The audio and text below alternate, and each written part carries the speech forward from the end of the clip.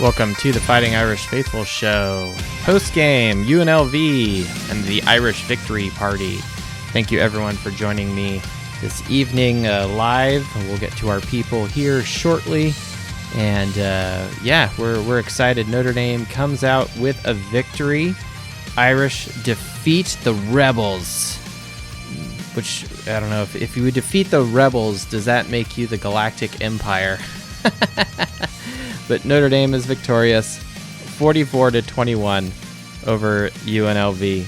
A lot to talk about with this game. I think the biggest thing is Notre Dame does not blow out UNLV, which is a little disappointing.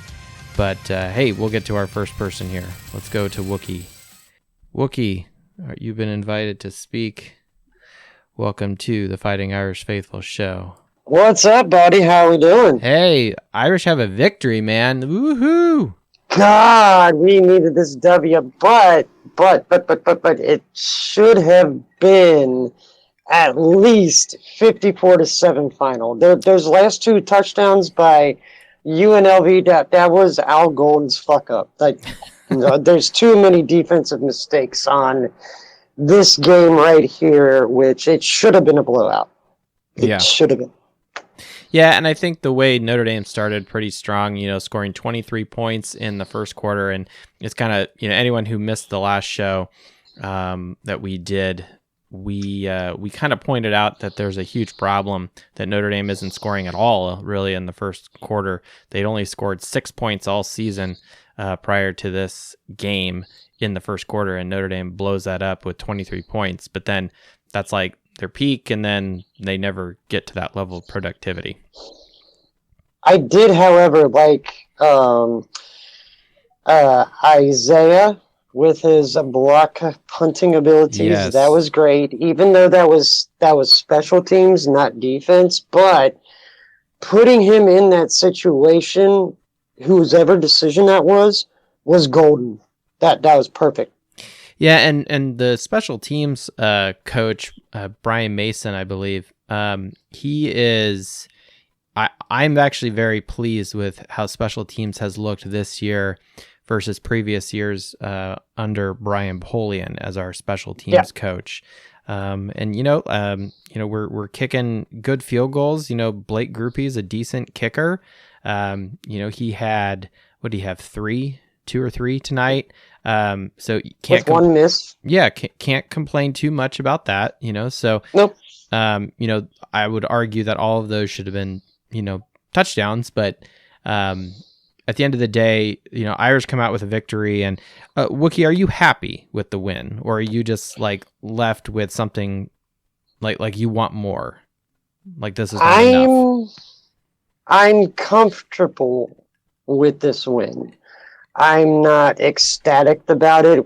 Like I said, we should have ran it up a lot more than what we did, but I'm comfortable with this victory because it shows what we can do. And there's one thing that I want to point out here, and that is the Tommy Rees versus the Drew Pine saga. Is it Tommy Rees or is it Drew Pine that's targeting Chris Mayer all the fucking time? Because Pine is not looking. He's not spreading the field. He's not spreading the field. Mike Mayer. Sorry. Yeah, Thank you. But is he not spreading the field, or is he just listening to his coaches?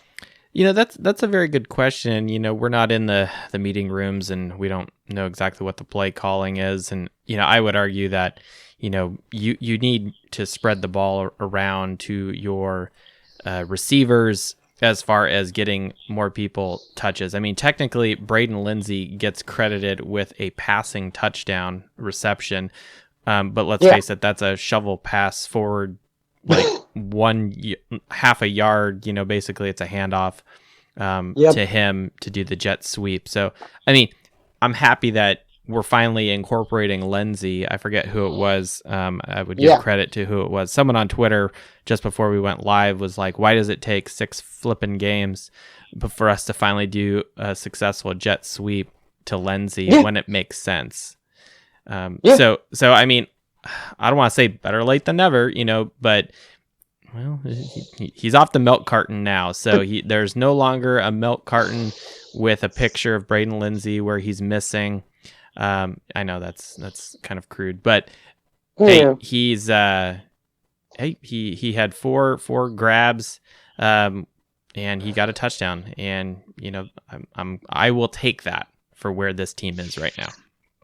Yeah, I would too, but there was one play, and I think it was second quarter, right before half, where Drew Pine went. It was a goal line.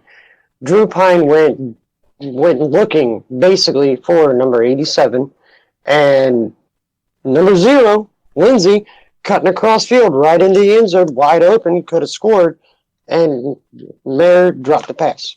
Yeah. I was like, why don't you look, dude? Well, and there was another pass I'm pretty sure that hit Lorenzo Styles right in the numbers in the first half. Yep.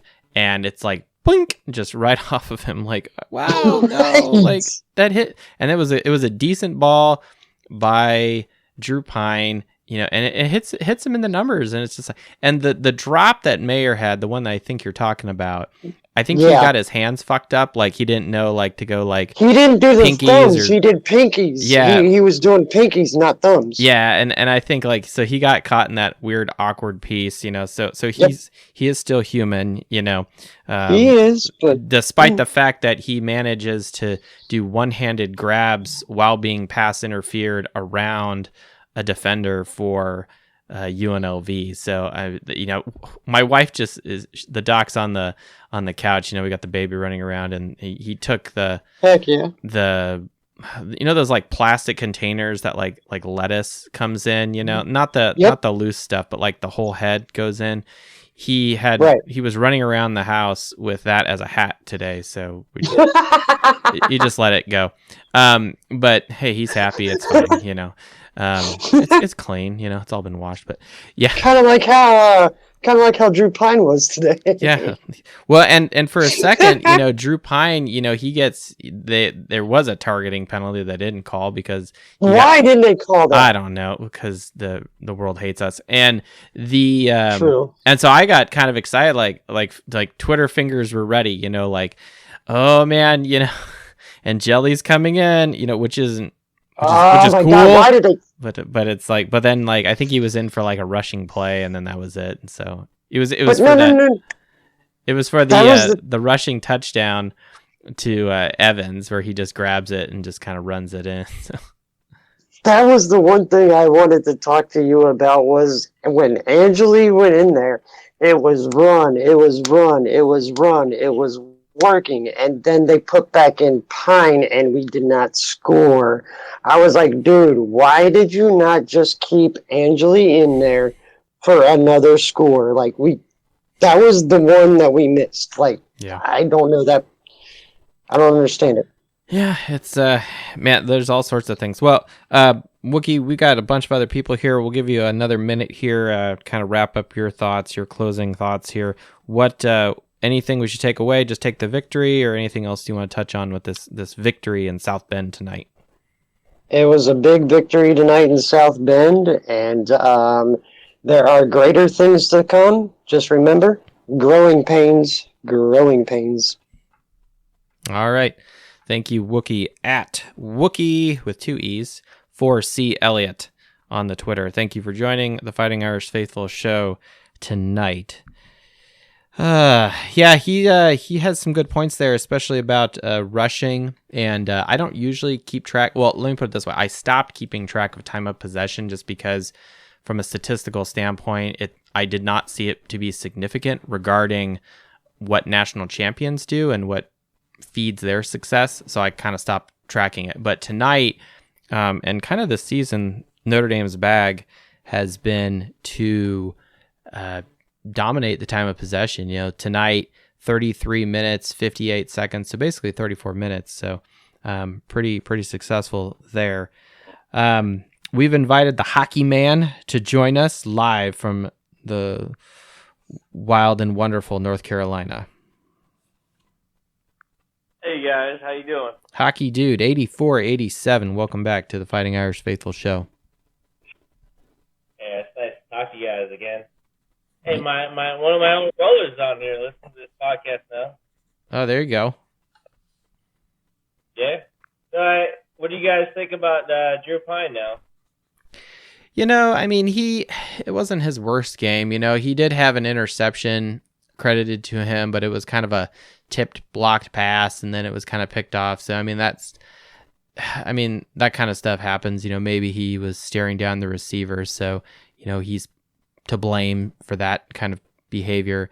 But, nothing too sexy. 14 of 28 for 50%, but 205 yards and 2 touchdown passes. I mean, I guess technically we're gonna call the Lindsey touchdown a pass, but really he had a couple of good balls to Mayer, and I think some of his receivers had some sad drops, so that's not good. But Jaden Thomas had a good grab and a few other things. So. I mean, my feelings are very tempered with this team, and then I'll throw it back to you. Like my expectations, I don't want to say they're low with Notre Dame football, but like I am not putting Drew Pine in a stratosphere of like elite quarterbacks. Like he's not even at the Ian Book levels of success, and so he's very far from the Jimmy Clausens and stuff like that. So my expectations for him are realistic. I don't want to say they're low because I want us to win, but I'm also not gonna be like, he's gonna make a Heisman run. Like that's not happening.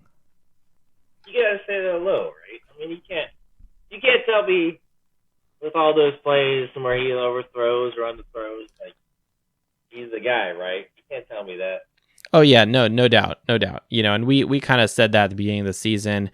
And for us, anyone who was at the spring game and our spring game commentary, watching him, it was nothing that was impressing us. So again, that's why I'm like, I'm not gonna look, he's our starting quarterback, So like, yes, we can be critical and want him to do better, but I think that if we continue to say that, we're just going to be broken records. And yes, we can keep pointing it out, but. Okay, like there it is, Yeah,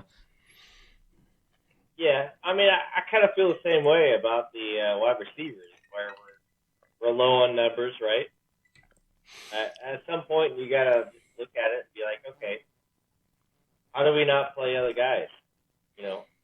How does Jelly not get time? How does Merriweather or Colsey get more time? Just because we don't have anybody else. You got to do it. You got to do something else, right? Well, but I would also, and you're not wrong at all when you say that. But one thing that has become very evident with this football team, and maybe this is the coaches knowing what is, what's in the cupboard here. Tonight, again, we just dominate in rushing, and we rush the ball 62% of the time in all of our play calling. It's one of the highest it's been all season.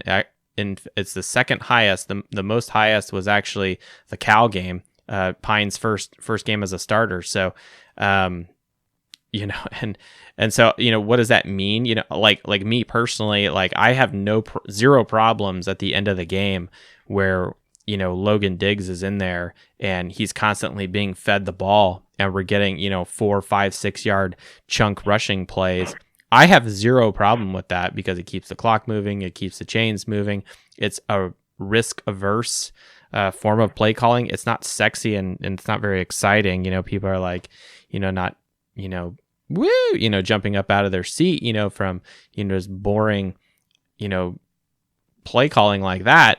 But it's kind of like, like if you go to the casino and you're playing blackjack, you're just, playing the hands and blackjack is, the highest odds game in the casino. And so if you're getting good rushing yards and you're doing it, you're going to slowly build up your chips and, eventually you hit a blackjack or you hit a big one, Yeah. I mean, we're not talking about that though. We're talking about just getting better, seeing improvement, progression. I don't think we're seeing that though, because what we're seeing right now is just the offense is just run Michael Mayer. When we play both teams, UNLV this game, they're not a good team, right? We all No. admit they're not a good team. So when we play a better team, no matter where we play them, it doesn't matter if it's at Notre Dame, South Bend, it doesn't matter if they're, it doesn't matter if they're in South Carolina or New York or whatever. It's like, you have to be better. You got to be better. Yeah, I'm with you there. Yeah. And especially we're going to get to some challenging opponents coming up. Syracuse lost tonight. They fell to Clemson, and we play both of those teams back to back at Syracuse next week in the Carrier Dome, or whatever they call it now, up in upstate New York, and then back home for that Clemson game after Halloween and All Saints Day. So, it is that time of the year for the real tough part of the schedule. Then we get a little break with Navy and BC, and then out to California for the Trojans at the end. And what's really shocking is, like, I feel like we just blinked and now we've played 7 games already, and it's like, wow,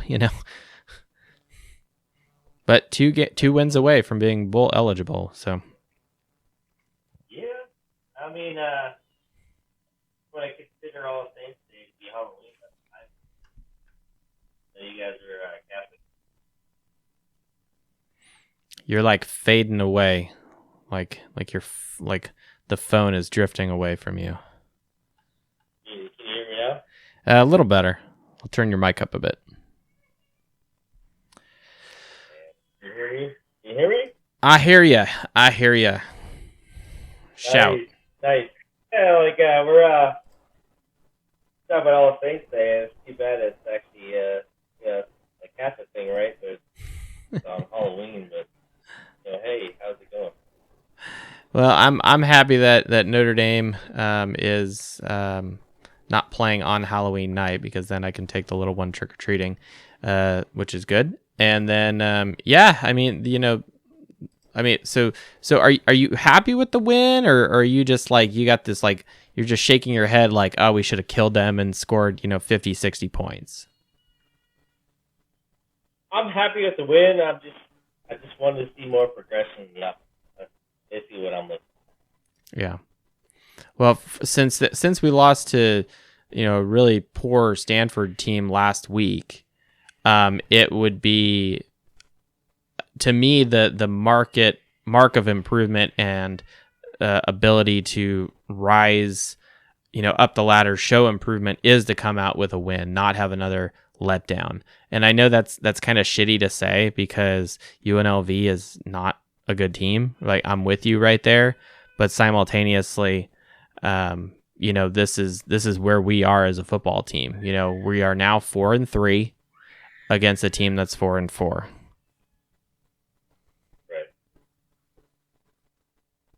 Yeah, definitely. Trying to figure out all things. Maybe I need to text you about this. Well, it's a holy day Part times 3 losses. It's a holy day of obligation, so go to mass is what I'm going to say. So. Well, you guys are Catholic, so it's a little different day because you guys changed it. Yeah. Well, here we can have an offline discussion about Catholicism, and as Jennifer Fulweiler said, that the Catholic world takeover is going to happen. She's a comedian, so it's kind of a funny way to say that. Let's do it. Well, who is it? Shia LaBeouf is doing it. He was acting, and he's doing a movie about Padre Pio, and while in character and learning more about just Catholicism in general to research his character, he's like, yeah, and now he's Catholic, so it's like, okay, that's cool. So Stick to Transformers, kid. Why stop there? Indiana Jones. So okay. All right. Well, Hockey Man, anything else you want to say, or we're gonna move on? No, I don't want to talk about hockey right now. So we can move on. All right. At HockeyDude8487 on the Twitter. Thank you for joining us. Go Irish. Go Irish. All right. Well, we're going to try to jump over to someone new here. If they would like to speak, we're inviting them to speak. At Ivan S. Vet Horror. I'm probably messing that up. Ivan the Terrible. You've been invited to speak on the Fighting Irish Faithful show if you so wish. Ivan's Vetahor. I don't.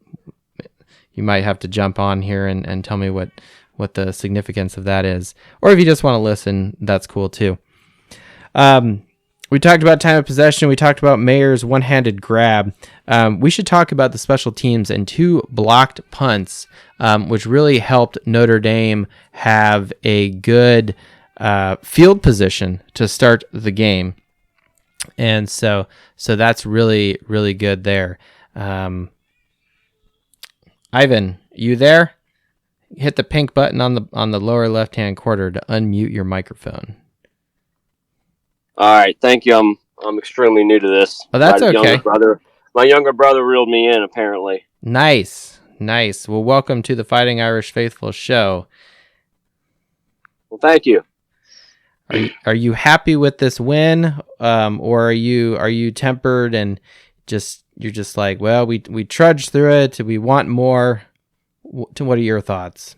I'm a little tempered. Just the simple fact of if you just look at the rosters, between Notre Dame, UNLV, same thing for Stanford, and Marshall and even Cal.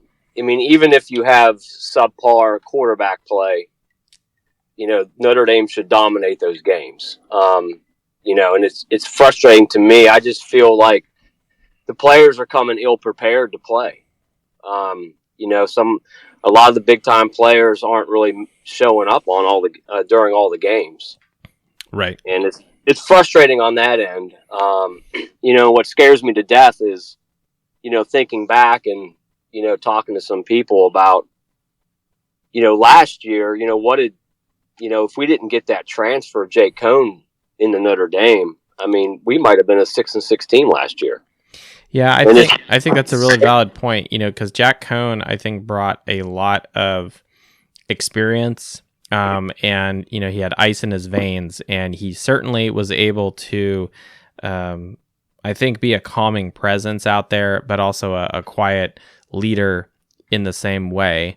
And though I was kind of like, get him out, at some point I came to the realization that last year's football team needed Jack Cohn and Tyler Buckner together. So clearly he's gone and he's not in the NFL, and that shouldn't really surprise too many people. But yeah, here we are now with Drew Pine, who was the 3rd string quarterback last year, and now he's the starter. And I think the concern that people have about receivers and quarterback at Notre Dame, and for me, it's a lot of it goes back to just what the good teams doing, and they're chucking it deep, they're being very effective throwing the football, and they are able to just move the chains, and they're putting up 300 plus yards through the air, and Notre Dame only had 205 tonight. Yeah, I agree with that. I feel like we have an issue with, trying to establish the identity on offense. I think Tommy Rees has done a really mediocre job with that. And what I mean by that is you know who Drew Pine is, but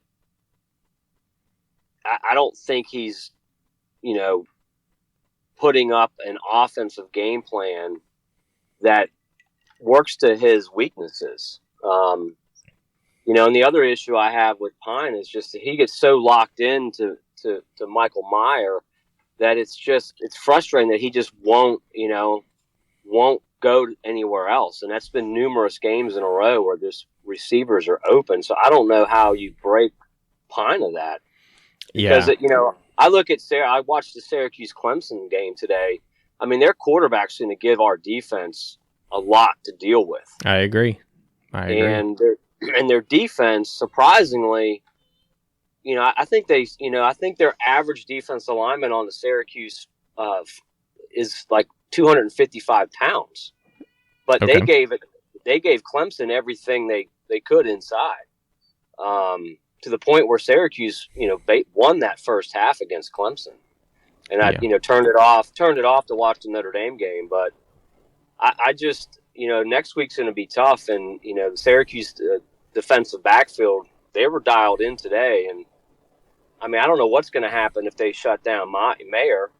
I mean, if I'm a defensive coordinator, all I'm doing is stopping the run and just going to just blanket Mayer, and just, okay, what are you going to do now? And we're going to be in trouble just because of some of the, shortcomings of Drew Pine is the issue, Sure. Well, and when you're going up against, a 6-1 team and an 8-0 team, 2 weeks in a row, arguably the two best teams in the ACC.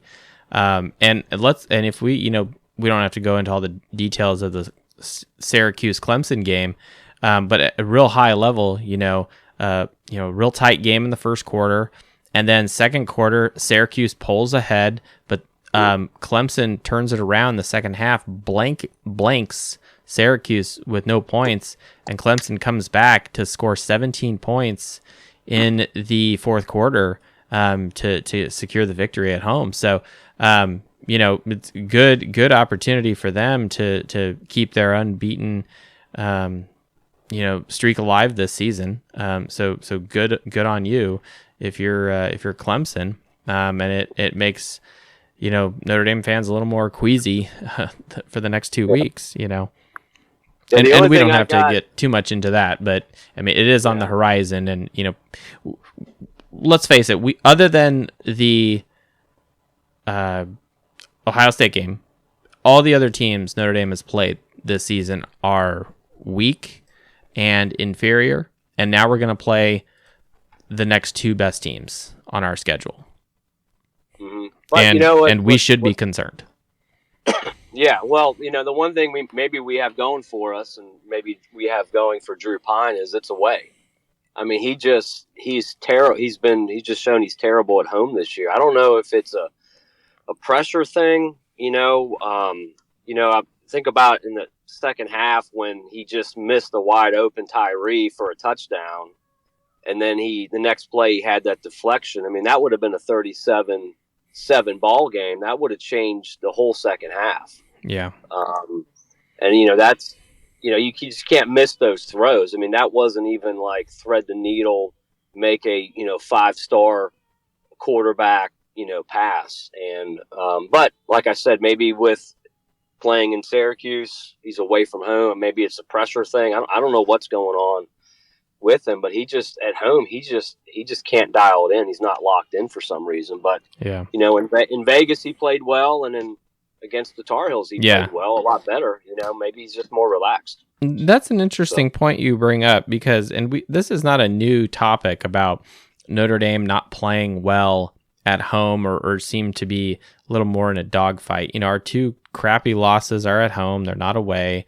We seem to, I don't know, be able to focus and lock in on the road better than we are at home. And I don't understand, like, is it Notre Dame's, weak stadium environment? Is it like there's too much expectation because we're at home? There's some piece of the puzzle missing where we should be blowing out these teams. The games we've played at home, this is now our fourth. We should just be killing these teams, and we don't do it. And like, this was a decent victory, don't get me wrong. Not our highest scoring total, but it should be. When you're at home, you should dominate the opponent. You should put up the most number of points. You should be more relaxed, more locked in. And Notre Dame doesn't do that. And I really don't know why, because I don't know what goes on in the program or the psyche of our players, home versus away. Yeah, it's an interesting discussion to have. I mean, obviously not being, inside the program and, on the campus and at practices, it's hard to tell. But, but definitely for Drew Pine. But, even today when, you have a couple blocked field goals and you convert just a field goal, like those are the things that a lot of teams that just have that true desire to win, they would convert on that. And that's what we don't see this year with this team. Yeah. I think, and I think about the defense and, they're, every game they're giving up a few big plays. But at the end of the day, like if you look at the the stats, I mean, they've held most teams under their score, like 8 points or more under their scoring total, their scoring average. Yes, that is on correct. The year. Yeah, Notre Dame's scoring defense has been very good. Like UNLV, for example, or excuse me, their scoring offense. I'm sorry. They average 29 points a game. They're held to 21. Stanford, their scoring offense, again, 29, 16. Granted, we only scored 14. BYU was held to 20 points. Their average scoring was 34. So I do think that the Al Golden defense, though, head scratching with big chunk plays, or you have linebackers out of position and guys, just not wrapping up a quarterback when there's literally 4 guys around him. And if you're the UNLV quarterback, you can kind of, like, is he covered in grease and we can't pull him down? Well, he just seemed like he was just waiting to get hit and just kept on stumbling forward on that 4th down. Harrison Bailey high stepping into the end zone. Well, not exactly, but yeah, he gets a rushing touchdown after getting a key 4th and 2, and gosh, that was probably the most frustrating piece for me. It's like, oh, we clearly got him, and then it's like, oh no, we don't, and it's like, I don't know if it's just guys are not breaking down before they make the tackle. Who knows? Yeah, I watched that again. That was Bertrand. I mean, the defensive lineman didn't have. I mean, they had him, but then Bertrand came in and he just whiffed on it. Like, he looked like he didn't settle down. He was looked like the most unathletic linebacker I've ever done on that play. But, which is surprising because he's our leading defensive player as far as tackles. He has more tackles than anyone else. Coming into this game, he led the team with 36 tackles. All right, and tonight he leads the team again, and he has 7 total tackles. So and 5 solos. So, I mean, he's in the position to make tackles, so I don't want to say he sucks, which someone on Twitter, I was giving their ass, a hard time saying that JD Bertrand sucks. I think I was offended basically reading that, and it's like, get off his nuts, man. Like if he's not breaking down or he's not in the right position, that's not necessarily his fault. Okay, like, yes, like when you're in the backfield and you're there's blood in the water and you're a shark, you got to sick it. So break down, have good technique, and wrap up. Okay, that is on you. But some of these times when it's blitzes or there's just no one in the neighborhood, that is not on JD Bertrand. That's on our linebacking coaching. Yeah, well, I think the linebacking group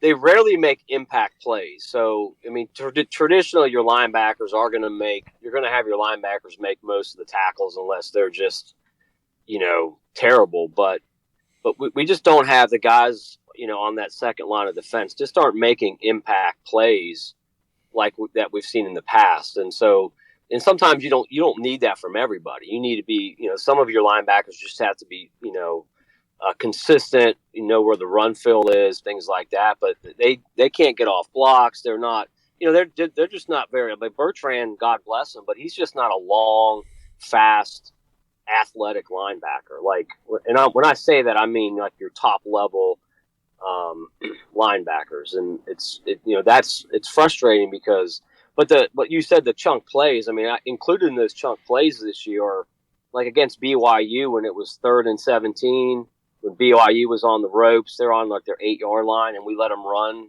for to get the first down. And that kind of started that BYU surge in the second half when that game was completely under control. But then the chunk plays as defined, like, against North Carolina, like if they could just, I mean, how impactful would that defense be if they could just stop those, like the 2 long runs today? If they don't give up their 2 long runs, I mean, they might not even score any points. So I don't know what the breakdown is, but it just seems like they have this, mental thing on a couple plays. And it's just like, I don't know if it's an Al Golden thing or what happens. I can't, diagnose that. I'm not that, I'm not a coach, but it's just like, man, what's going on with those chunk plays? And it's just sometimes it changes. The chunk plays are really bothering us. I mean, granted, our yards per point was better than them, which is a good thing. But their rushing attempts per touchdown was significantly better than Notre Dame. For a team that only ran the ball 46% tonight, as far as like play calling selection, they passed more than they ran, but on their runs, they were extremely effective. 9.3 rushing attempts per touchdown, and they had 3. Mm-hmm. So now Notre Dame also had 3, but we had 47 rushes. So, which is interesting because Notre Dame, their rushing attempts per touchdown was 15.7, but that is better than national champion average of 16. So I'm not going to complain too much about it. But if we jump over to passing, which has kind of been the thread, that everyone is pulling on the sock here and to unravel things, our passing needs to be more efficient. Okay, it's really technically on the box score, it's 2 passing touchdowns, but really it's 1. So we need more passing receptions, passing touchdowns from our quarterback and receiver room, and it's just not happening. Yeah. Well, it'll be an interesting journey when the off season comes, because they're going to have to get somebody out of the transfer portal just to, I'm a big Tyler Buckner supporter, and I was hoping he'd get a lot of reps this year, obviously, and he just hasn't played much football in the last. Even through high school. With the injury and with COVID mixed in there, and then Cone and some of these other things, and now his injury now. There's a lot of hope we have for him, and he comes back healthy, and Pine, I really think this is the opportunity for Pine to really, leave no doubt that he should be the starter next year based off of the volume of experience he's getting. And if this is his ceiling, the coaches have a tough decision in the off season here about where to go from this. Because my expectation for Tommy Rees to develop him into a better quarterback, those expectations are low. And that's not a slight at Tommy Rees. That's just based on evidence and observing the quarterbacks he's been coaching. None of them saw significant improvement in their passing output as time went on in their career at Notre Dame. So yeah. Well, that's been frustrating on my end with the quarterback recruiting. It's just been so.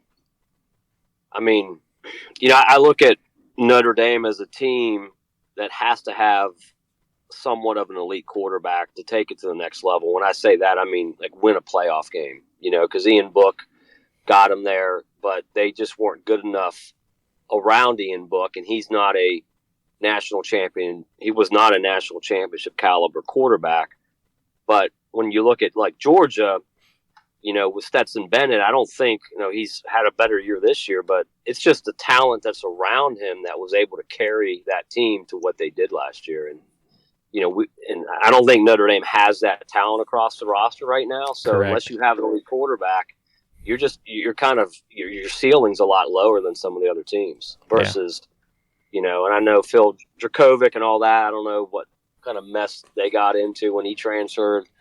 But I'm not saying he was the answer, but that was the one guy they recruited that had a lot of potential just from the the recruiting rankings, but that obviously didn't pan out. And he's at Boston College, so yeah, and that's kind of the real crazy talk is what if he had stayed at Notre Dame?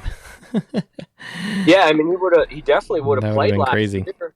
Yeah, I think so too. I think so too.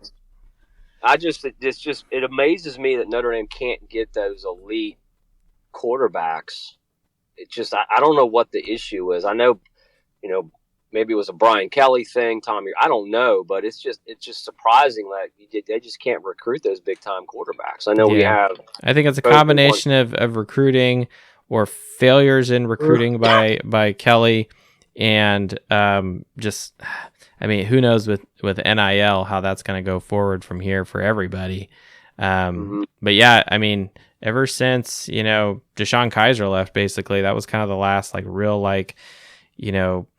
NFL caliber superstar kind of guy, and surprisingly Kaiser had a really poor win percentage after that 4-8 stink fest of 2016. So, Yep. well, sir, I really appreciate you jumping on at Ivan's Vetafor. Yeah, that is my last name. So Okay. Thank you so much for joining the Fighting Irish Faithful show. You're welcome. Thanks for having me. Absolutely, and go Irish. All right. Well, thank you, sir, for joining us. And yeah, we've invited Justin Case to jump. You were on, then you were off, now you're back. So Justin, you've been invited to speak and join us tonight if you so wish. Ivan brought up something interesting regarding receivers, and I didn't make note of this prior to. But Justin, do you know how many receivers actually caught passes tonight?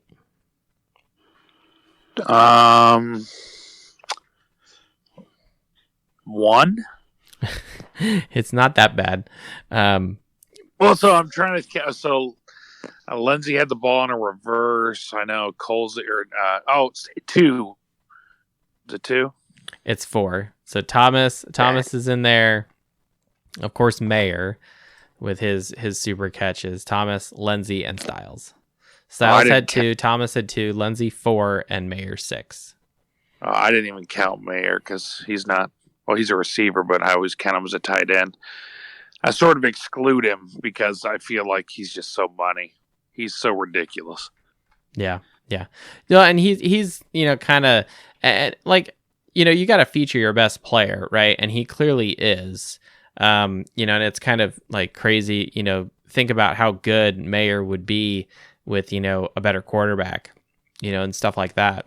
Now I will say this. Now, granted, it's UNLV. They don't have the greatest, defensive front.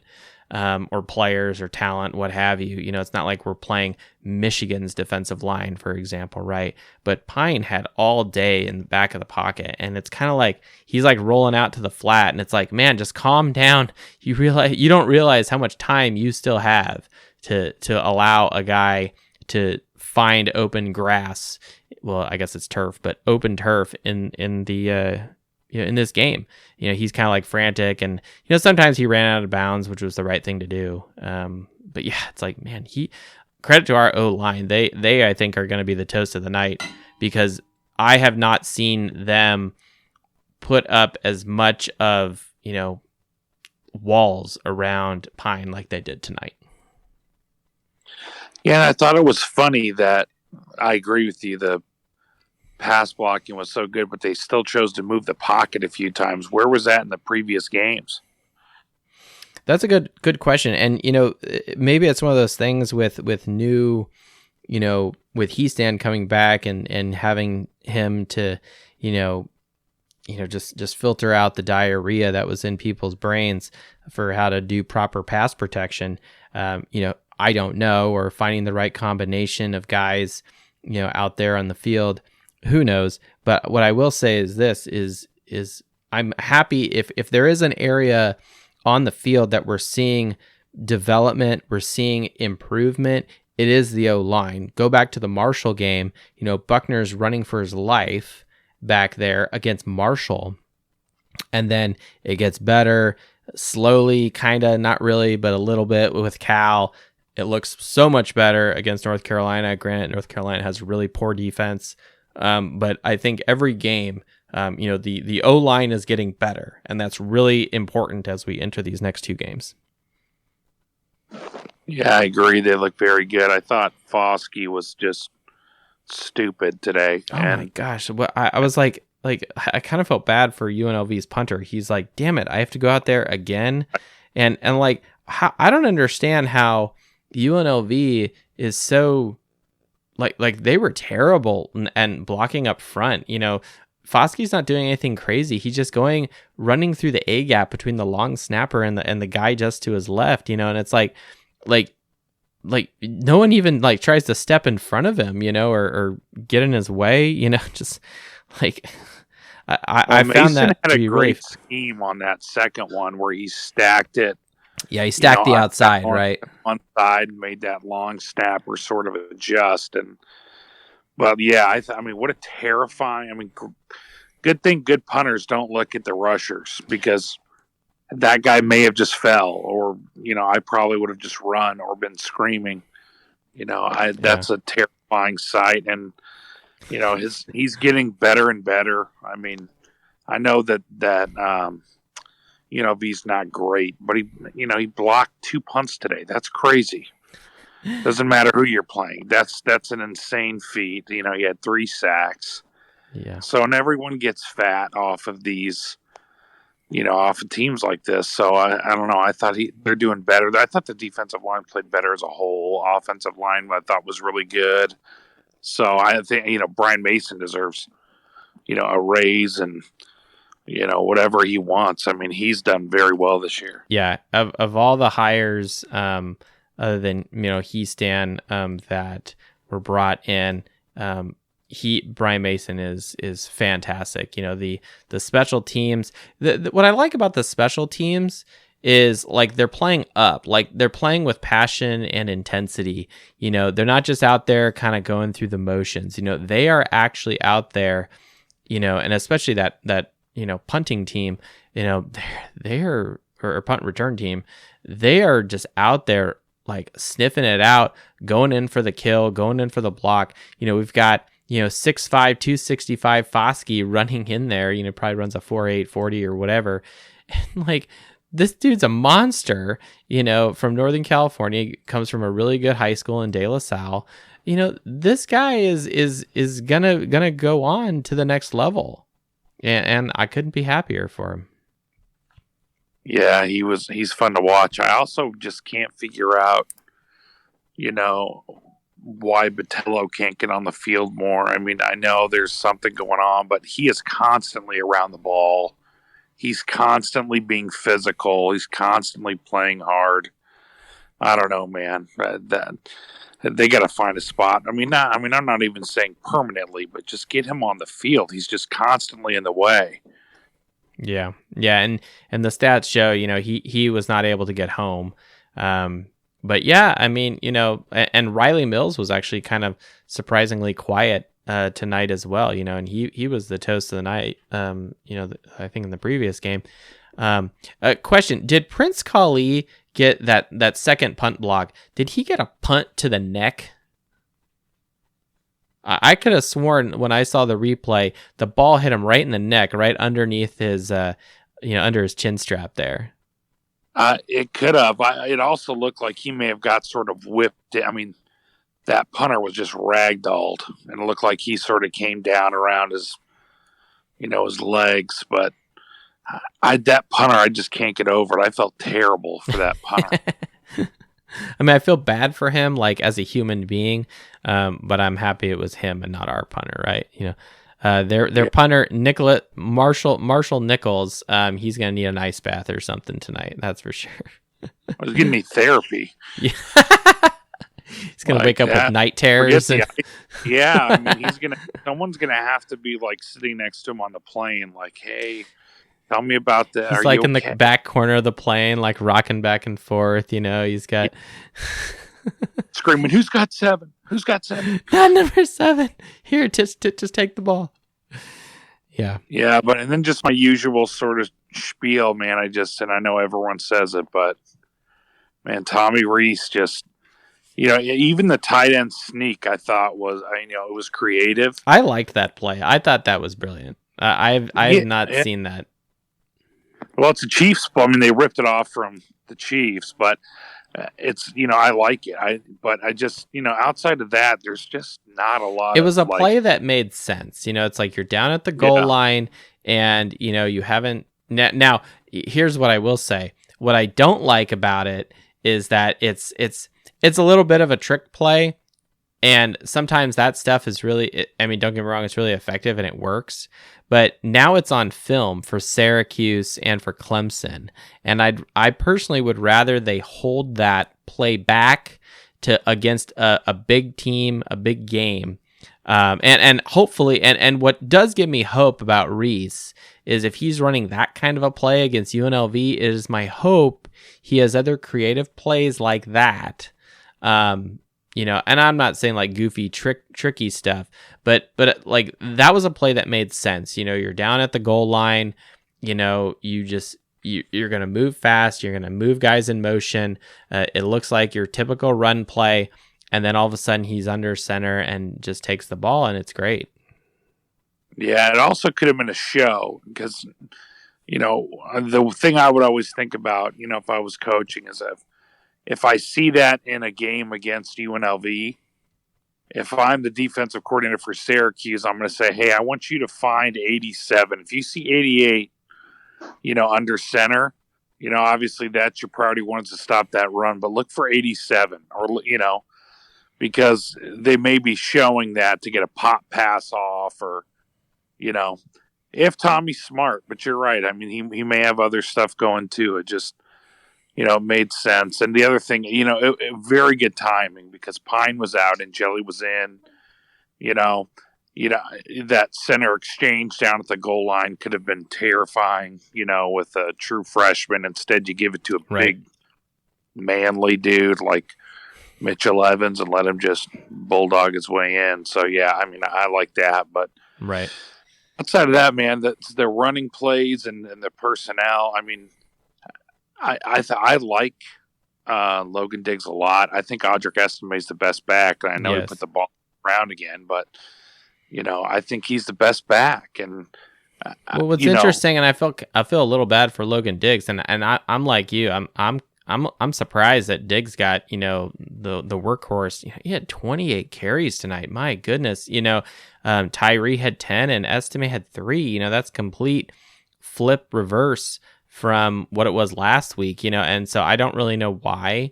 I mean, and I'm happy to give it to Diggs if he's the hot hand, but I feel a little bad for the guy. He ends up having 130 yards, but 0 touchdowns. So I feel kind of bad for him like that.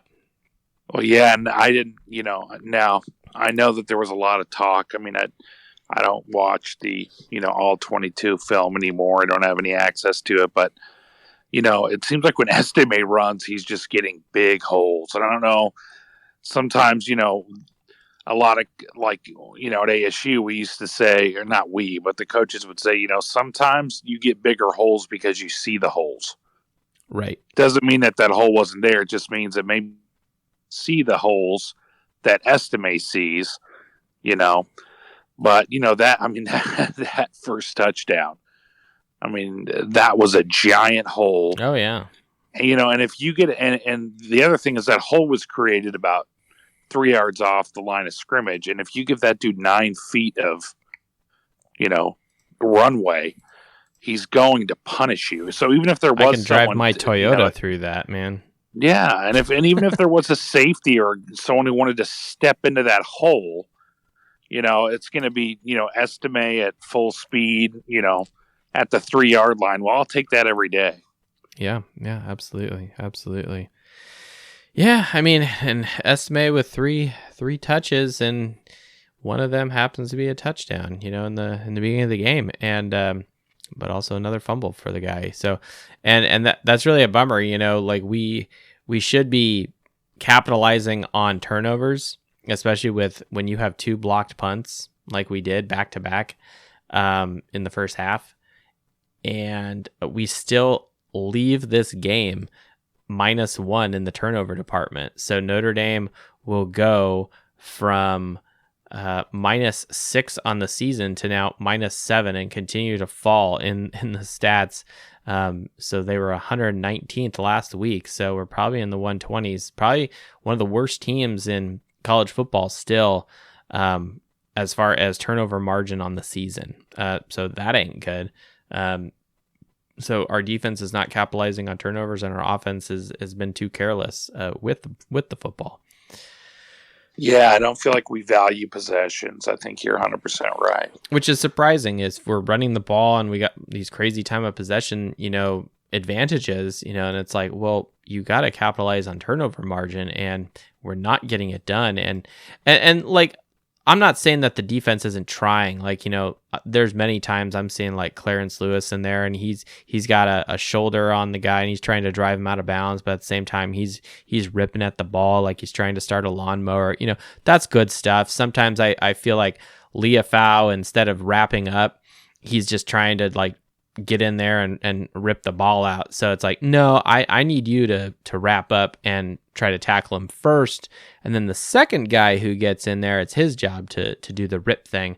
Who knows? So. Yeah, I agree. Well, and who knows? If this defense is super complicated, that's maybe, turnovers may be the last thing on these guys' minds. They just may be trying to be assignment sound, and and I just feel like we're chasing a lot this year. It's like where I always see, our linebackers 2 steps behind as they're chasing someone out of bounds. So I'm glad Colley's okay though. Yeah, me too. I'm glad he's in there, and both Amiola's got some playing time today too. So glad that they're back, and no one has serious injuries after the Stanford game. So, well, Justin, anything else? Otherwise, we're gonna jump over to Mark. No, man, big fan. Go guys, go get your hoodies. Go get your merch. That's right. All right. Yeah, the Fighting Irish Faithful show does have an Etsy store. So if you're doing some painting or yard work, or you actually do like the show, and you would like to make a purchase, or you need a white elephant, Christmas is coming up in about 2 months. So hey, I'm there to help you out. It'd make a really good Halloween costume. Or instead of candy, you can hand out Fighting shirts. Irish Faithful merch to the children. Yeah. We have baby onesies. Yeah, that's right. Yeah, doing the Lord's work, my friend. Well, thank you, man. Have a great night. All right, my pleasure. Thank you, Justin, at Justin Cates on the Twitter. Thank you very much. A repeated caller, a friend of the show, at Justin Cates. Thank you very much, sir. Kevin jumped on and then he jumped off. I don't know if he got kicked off on the toll road there, but we'll come back to him. Mark, I see you there. Mark it down at Holzum 35. You've been invited to speak on the Fighting Irish Faithful show. Holzum 35. If you're there, we would love to hear from you, Mark. Mark it down. The family wants to hear from you. What up, family? What up, family? Welcome back, sir. I'm assuming your name is Mark.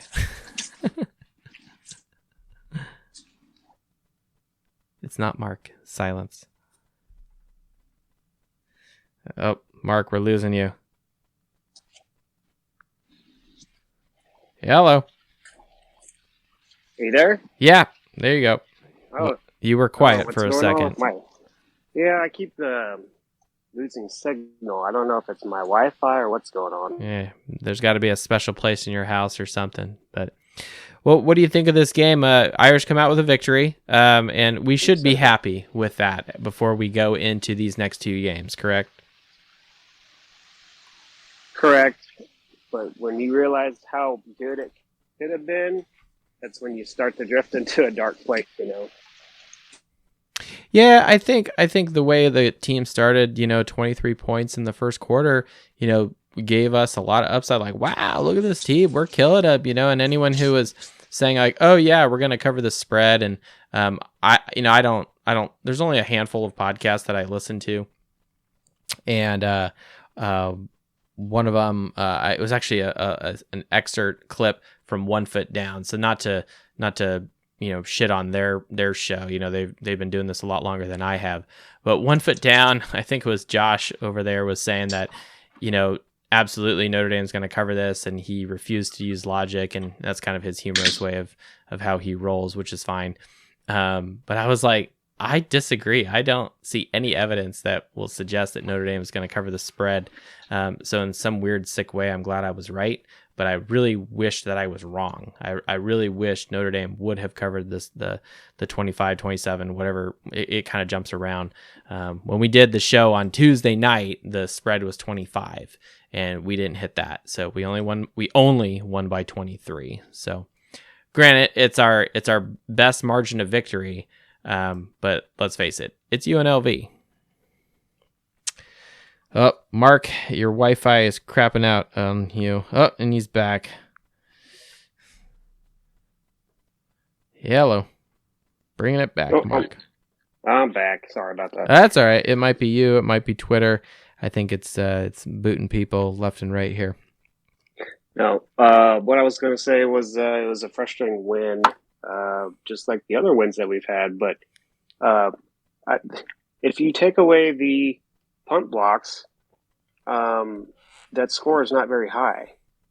So, you look at... Considering our field position, is that what you're referring to? I was just going to bring up field position. Okay, we start on one drive at the 43, their 43, field goal. We started a drive at the 14 on their side, field goal. Yeah. We started a drive at the 32 on their side, field goal. I mean, it's... That should have been 21 more points, is what you're saying. Exactly. Yeah.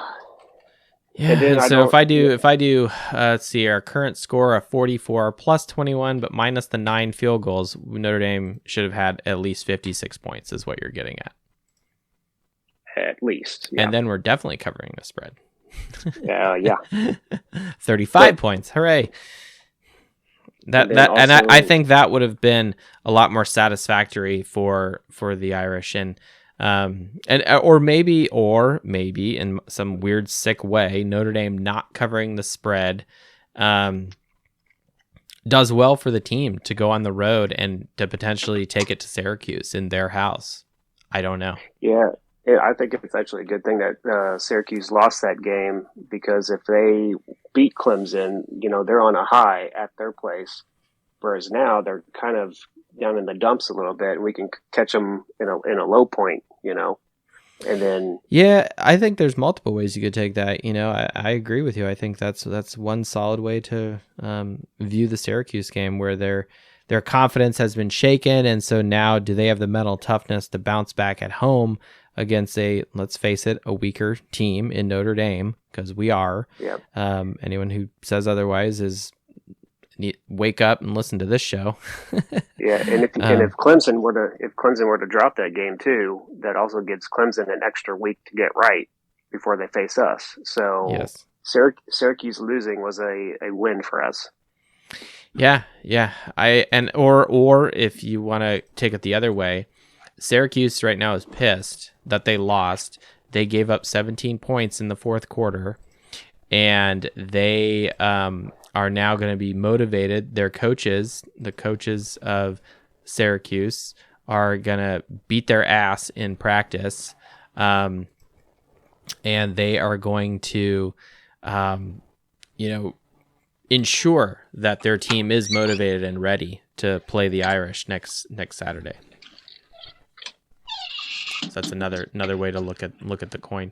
Now, regardless, though, the Clemson Tigers, they have the week off next week, so they enter their bye week in preparation for Notre Dame.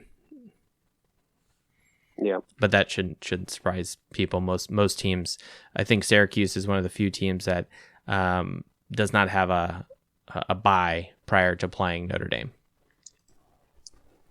Yeah, I don't think it's going to matter much, though, to be honest with you. I don't think you're wrong at all. Well, what do you think? What did you all think about Drew Pine? I mean, did he play? How do you grade him? I give him a C, but he misses Chris Tyree running the seam. I can understand. Oh gosh, that was a terrible pass. Even the doc was like, "Why is that ball over his head like that? He's wide open." Well, here's my take on it. I can understand. I played in high school. I was a quarterback. I was a running back, but I played in high school. I can understand how you see a receiver running down the seam so wide open, gives you a jolt of adrenaline, and I can see how you could overthrow him. Yeah, you're like, oh shit, look how open he is. it is a shock of how open he is. And then you get a jolt of adrenaline and you overthrow him. I can understand that. However, this isn't Drew's first time overthrowing a wide open receiver like that. So there's a trend here.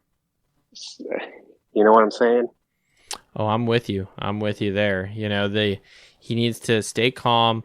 And I think he's getting calmer in the pocket and in looking for receivers. And quite frankly, I think it's irritating that, or maybe he's so conditioned to looking for receivers, and the only one that's really wide open is Mayer consistently. And so when he sees one of the other guys that he's keying in on that is wide open, he's like, oh, hooray. And somehow, like you said, he's got this adrenaline. And so he doesn't execute the way he's supposed to. Well, that, or if he's just muscled out there for anything over 15 yards, because most of his passes are around 10 yards to Mayer. Yeah. So he's got to figure that out. This is a bad trend for him. I'm with you there. Yeah, he's only 50% on his completion percentage right now in this game. So that's not good either. Well, unfortunately, LSU is beat Ole Miss, so they upset Lane Kiffin, and Brian Kelly gets a victory. So we were going to do some Brian Kelly bashing here with LSU potentially losing to Ole Miss, but that did not happen. It looks like LSU scored 21 points in the fourth quarter. So, damn it, that sucks. Yep. But Ole Miss was probably, we can say, overrated. So I think so. I think that's very, very reasonable with what's going on in college football. And LSU, quite frankly, has better players. Let's not ignore that obvious fact. Well, I'm near the end of my page here, Mark, and there's not a whole lot of other people jumping on here. So I guess it's you and me it's like a duel here, stare down here. Or if there's anything else you want to talk, or maybe we'll just wrap this up early and we can catch the 8:00 games. Who knows?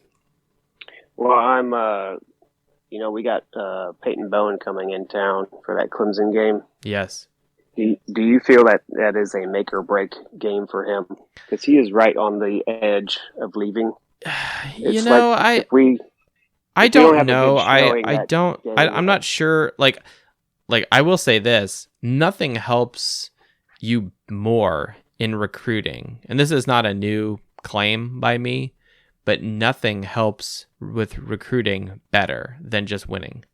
Just win, keep winning, and if Notre Dame continues to improve or beats Clemson and Syracuse, which would be right now seems very miraculous if we were to do that. But let's say we do, I think clearly the odds of him departing, that seems very unlikely.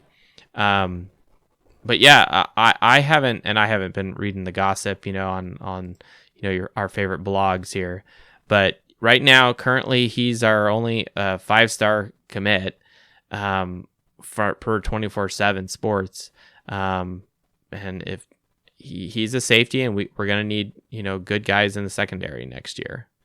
Oh, he's gonna return punts for us too. Oh, wasn't that a sick return? Anyone who didn't see that on Twitter, check it out. Peyton Bowen, and I think it made ESPN top 10 whatever. He had a fantastic punt return, and it was absolutely fantastic. Just running people over, spitting out of tackles. Yeah.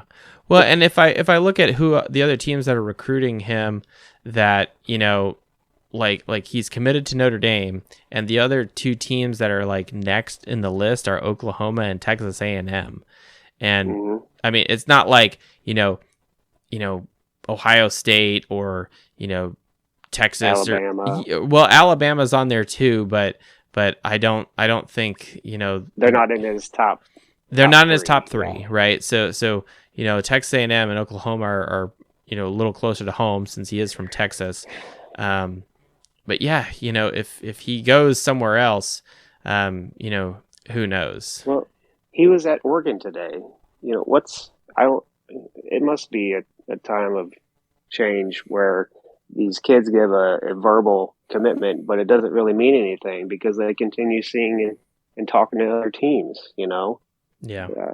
Well, and it looked like he recently was at Texas A&M visiting, so, but I mean, Texas A&M isn't anything to, wow, look at them, they're I would say underperforming, despite having, their crazy good recruiting class they brought in, for their freshman class for this season. So, I mean, take it for what it is. I really don't care about the wins and losses the rest of this season. What I care about is keeping that recruiting class intact. I mean, you keep that class a top 5 class. That's a successful season for us now at this point. Yeah, I mean, Texas A&M is 3-3. I mean, if are we really concerned about them? I don't know. And then Oklahoma, they've got the same record that Notre Dame has, 4-3. So,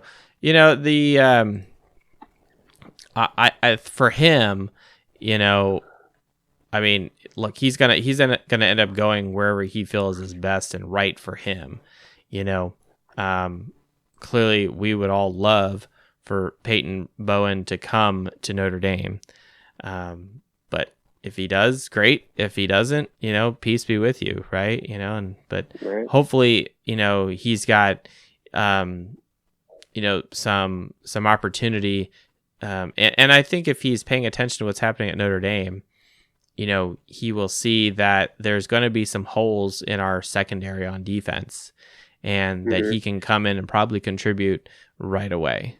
That is my hope. But don't you think all these other teams are telling them the same thing? Like, you get here, you're going to start right away. Well, but I'm not saying that's like an empty promise. What I'm saying is, like, just look at who's on the field right now. Brandon Joseph, right? After the season, he's gone. So that's the point I'm making. Mm-hmm.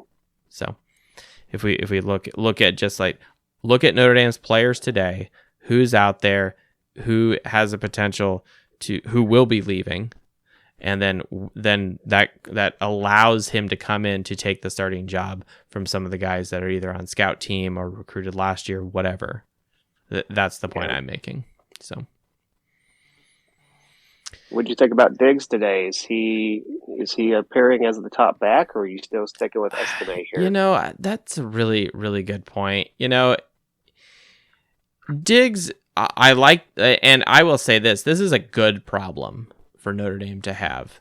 You've got multiple guys back there. You've got Estime, you have Diggs, you have Tyree. And I'm very happy to see Diggs back there killing it, taking ownership, but he was kept in and he started the game too. And I was like, why the hell is he starting and not Estime? But again, no touchdowns. And to me, that's what it's about. It's like you can have all these yards and move the football and that helps. But at the end of the day, you must score touchdowns. And look, Estime's in there for only a handful of plays and gets a touchdown, right?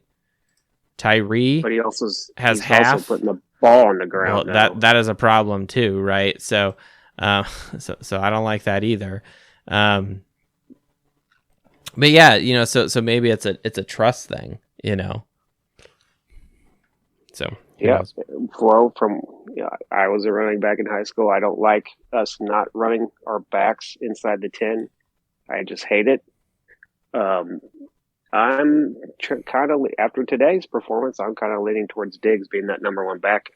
He's got finesse. He's got finesse, and he's also been proven today can be a bruiser at times. Yeah. So you've got a 100% finesse back in Tyree. You got a bruiser in Estime, and now Diggs is kind of a hybrid of the two. Yeah. So if it's up to me, I'm going with Diggs, I think. Yeah.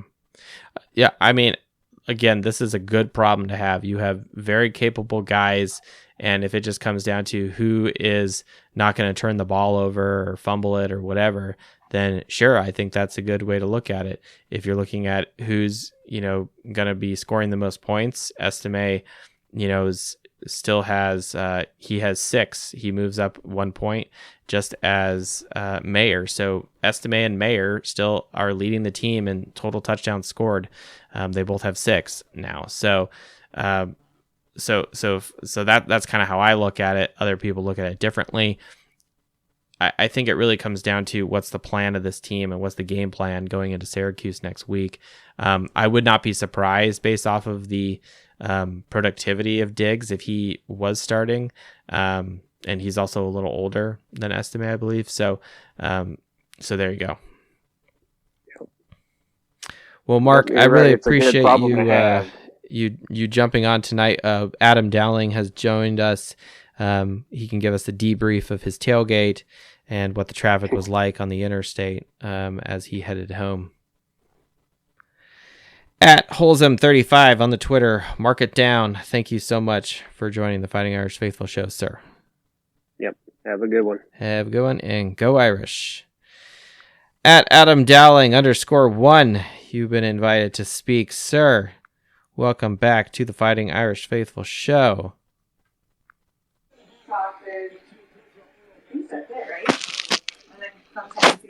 Adam.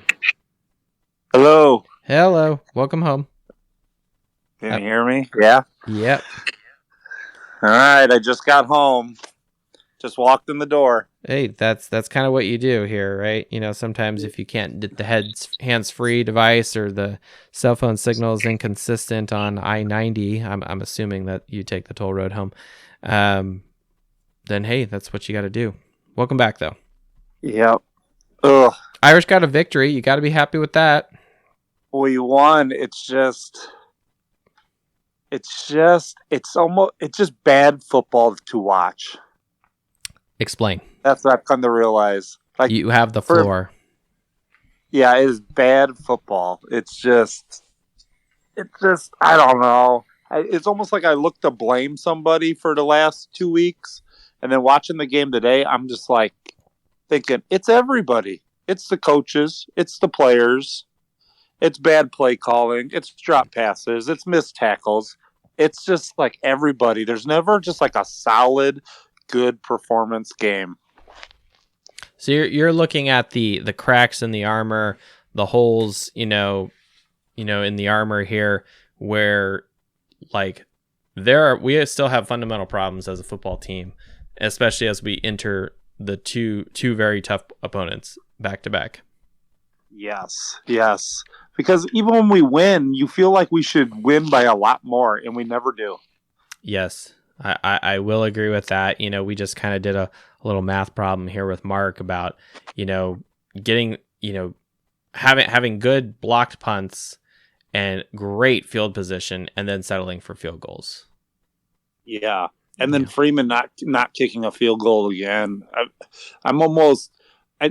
I was never against someone being aggressive, but our offense is so bad. I just think he has to take the points. He has to just start kicking field goals. Well, and I won't disagree with you there. And at the end of the Stanford game, I was kind of pissed at Coach Freeman for going for it on 4th down early in the game and saying, "Look, it's going to be that kind of a slow, slug it out game. Just take the field goal and move on." And so I don't really. When it gets down to that point, and anyone who's really savvy with the NFL, granted, the NFL is starting to do it more and more, but the less risk averse situation when you're down there in a position, in the low 40s or less, for your kicker, those are good opportunities for him to kick a field goal, get you 3 points, and move on. And you're inching your way up the mountain here, especially in the first half. He has to know that his offense is terrible, so every point matters. Well, and based off of what he's said, in press conferences, and last show I told him he was literally effing ludicrous for believing that his offense was not a problem or problematic or was fine and hunky dory, and we can just go into the locker room and drink Gatorade and eat orange slices and the offense is just fine. I don't think that's the case. Now maybe he's saying that in public, but in private he's trying to rip them a new one. But every time I see Coach Freeman on the TV, he's just kind of standing there and staring off. It's like almost like he's watching the game. Not that he's actually like coaching his players or talking to them. And Grant, I'm only seeing very, very limited bits of what Coach Freeman is doing. I don't know. I mean, did you happen to watch the Clemson and Syracuse game? Did you watch that game at all? No, I was unable to watch any football prior to the Notre Dame game. So I heard that I don't know how much he played in the second half, but their freshman quarterback, Cade Klubnik, came in and played. Well, that guy is a guy that we told no, we would not take his commitment to. And I think he came in. I'm not sure how much he played in the second half, if he won the game for them or not. I'm not sure. That's why I was asking if you watched it. But I saw he came in for that DJU. Yeah. And we told that guy no. Interesting. We didn't want him. Interesting. Tommy Reese said, no, we're good. Because I think he thought we were getting the Dante Moore from Michigan or whatever. So, but I know for a fact that he wanted to come to Notre Dame, and we told him no. Interesting. And he's borderline like one more bad game, and he's the starter for Clemson. Yeah, that's right. Yeah, and DJ's kind of been inconsistent, right? Yeah, so I didn't know if anyone saw the whole game, if that freshman Klubnik finished, or if he just came in for a little bit. I was just wondering if anyone saw that. Yeah, I mean he was a 5-star quarterback. He's the number one quarterback. Last year, class of 2022, Cade Klubnik out of Westlake High School in Austin, Texas. Yeah, why do it? But we want to roll with Pine and Buckner. I mean, I don't think we're in any place to tell any 5-star quarterback no. We should get them, and if they want to transfer, then after a year because they're not playing, then they can transfer. Like, why would you ever? Yeah. Tell them you don't want them because there's so many there's so many holes you don't know where to start. Yeah. Well, what's this offense going to look out like without Michael Mayer next year? That is a very, very good point. Hopefully the productivity on the ground in the rushing department can maintain. Again, Notre Dame dominates in the rushing, 223 yards, 3 rushing touchdowns, even though they're counting the Lindsey pass. It's basically a rush. But hey, Lindsey finally gets in the end zone this year, so happy about that. The bat signal had stayed out there. His face was on a milk carton, like, hey, we're looking for you. We don't see you. We think you're missing. I see his face on the pro. I'm not sure if it's been there all year, but his face was on the program, Okay. Today. And all I could think about is you saying his face on a milk carton when I saw the program. Do you get a program for every game? Like, I don't know. I just saw it kind of walking by. Someone on Twitter, go back to the previous week, the Stanford game. If you got a Stanford game program, was Lindsey's face on there, or did Notre Dame put his face on there? It's like the opposite. This is like Gray Sports Almanac, right? The Notre Dame program, whoever's face is on it, they're gonna score a touchdown or have a decent game, right?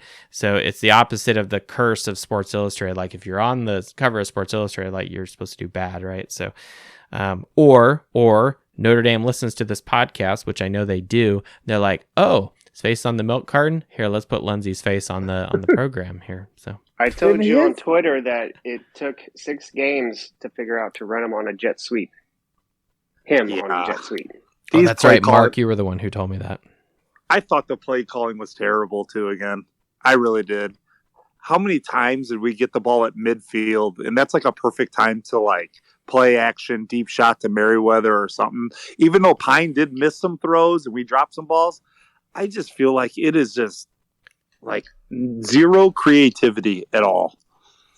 Well, and not seeing Merriweather in there at all is, I think, concerning. We only had 4 guys catch passes today. No, it looked like he played a lot in the first half. Actually, I thought. Right, but didn't get, like, he was targeted once and it was kind of an incomplete pass, like over his head, kind of in the end zone kind of thing.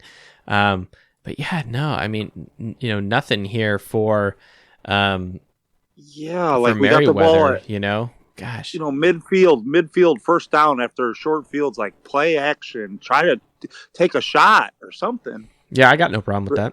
But all we ever did was like inside zone run plays, right? Inside run. It's like, come on, like we're getting the ball at the 50-yard line over and over again. Are the fans getting antsy in the stadium, Adam?